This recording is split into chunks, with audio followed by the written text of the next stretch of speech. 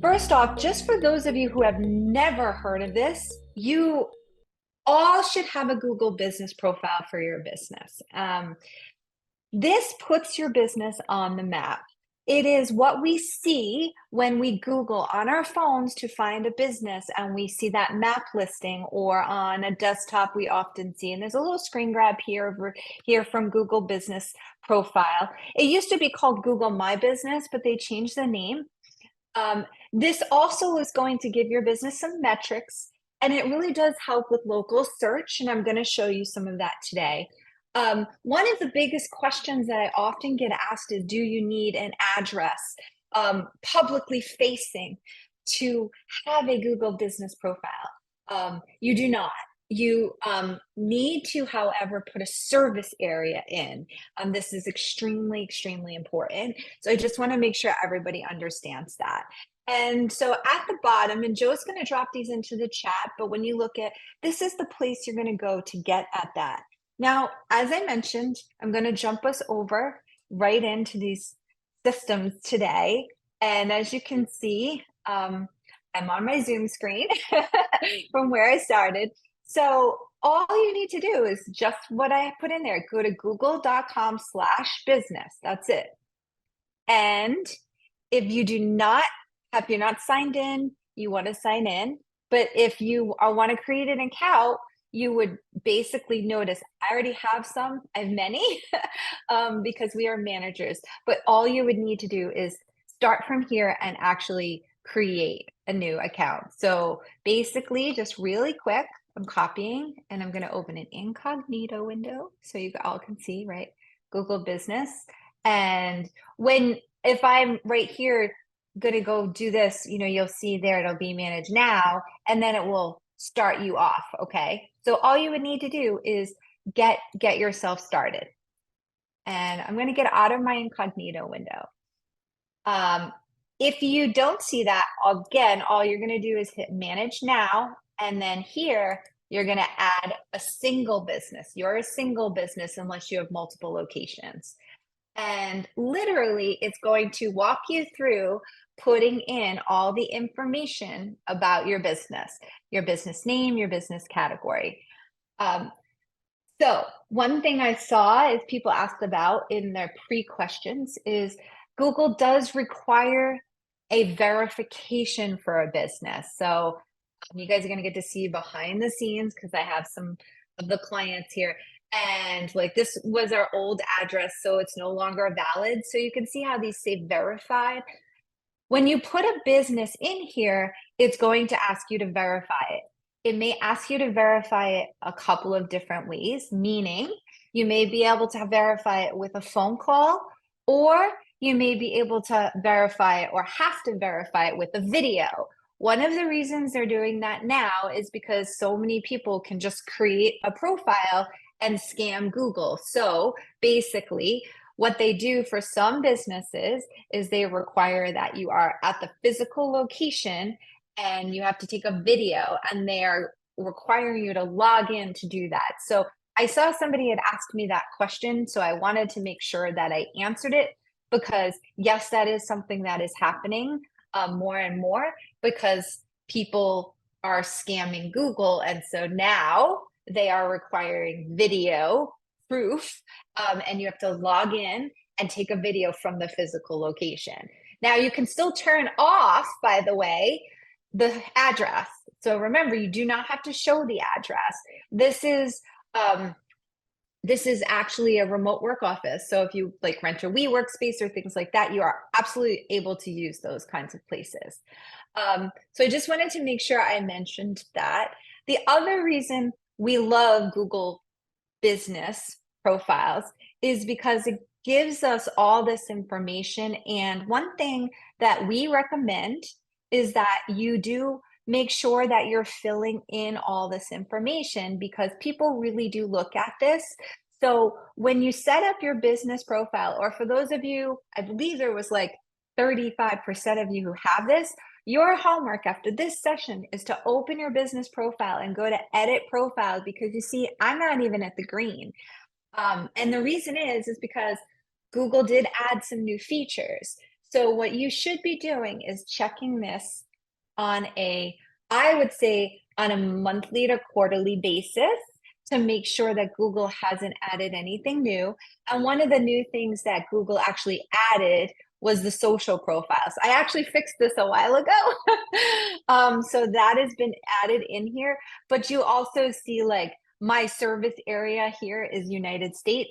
But for those of you who are, again, not displaying your address, you want to make sure your service areas are more precise.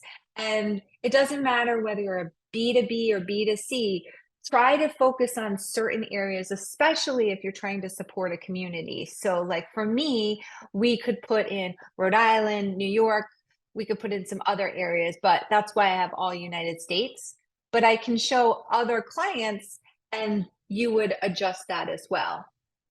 Also, keep in mind here is where you are going to put your hours, and you can adjust them at any time.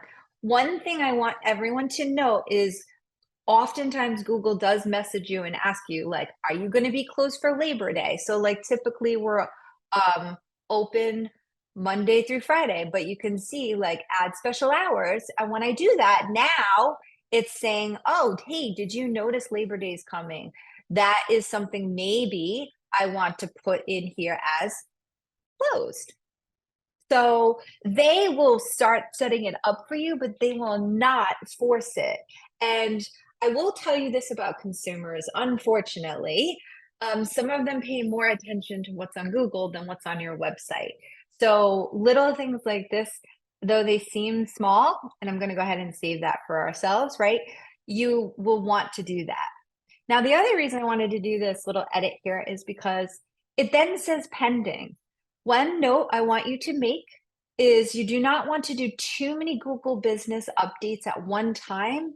I know it sounds strange, but if you do too many, it almost sets off a little red flag for them. So it sometimes doesn't approve them.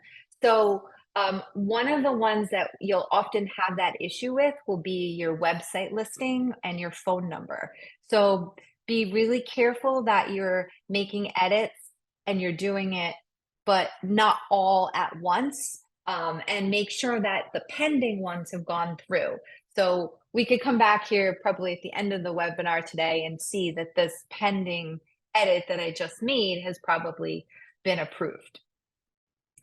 So the other reason that you may not be at a full green is, again, you have some other things in here. But a couple of other things I like to note here is that for those of you who are different types of business owners like me, minority, women, veteran, show it off. Make sure people are Googling now more than ever that they want to support different types of businesses who are owned by. So you will now see that people are Googling something like LGBTQ owned plumbing company or jewelry store.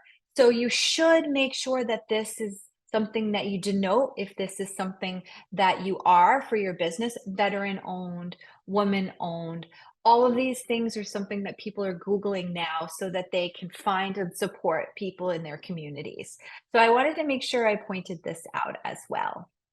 Okay, so last thing on here, because we have 4 tools to get through, is make sure you spend time going through each of these. For those of you who are really new to this, you setting up your profile for the first time, you won't have any issues with all the edits.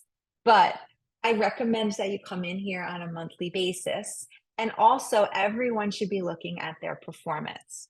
Now, your performance will tell you how well you're doing overall. But what a lot of people don't realize, so I'm going to do March through July, and I'm going to hit apply because August is not finished yet. So that's why I wasn't seeing the year-over-year data. So now that I've done a month that's ended, you're looking at, we've had a 1% increase in people looking at our business profile on Google Maps. I'm fine with that because we're not a local business, but for you, this is something you want to see grow. The second thing I want to mention is that scrolling down here will show you where people have viewed your business profile, whether they found you on Google search for mobile or desktop, and if they found you on the maps. This can be very helpful to know if your local SEO is working, because this is as important to your local SEO as your website is. The other thing is here on the right side, look at the tools that people, or the terms rather, apologies, that people looked for to find your business.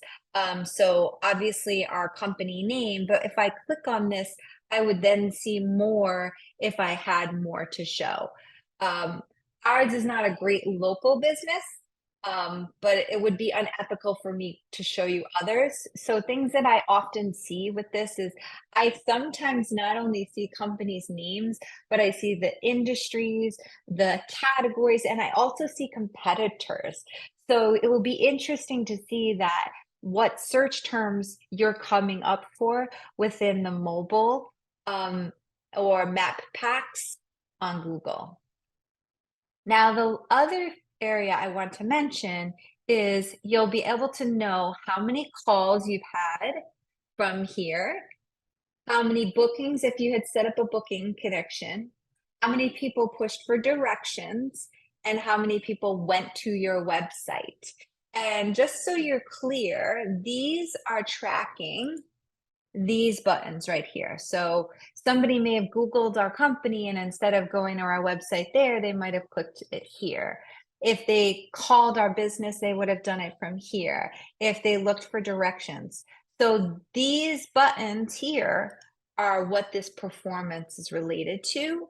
And so you actually can see how well you're doing.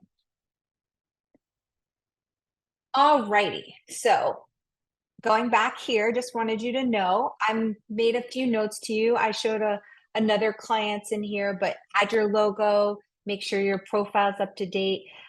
I wanted to mention, encourage people to ask or add questions. And for those of you who have local reviews, because this is where your reviews are, I want to remind you, please make sure you update your reviews with responses, even if they're positive, and you should try and do them in a timely manner. So try and answer reviews within 24 to 48 hours.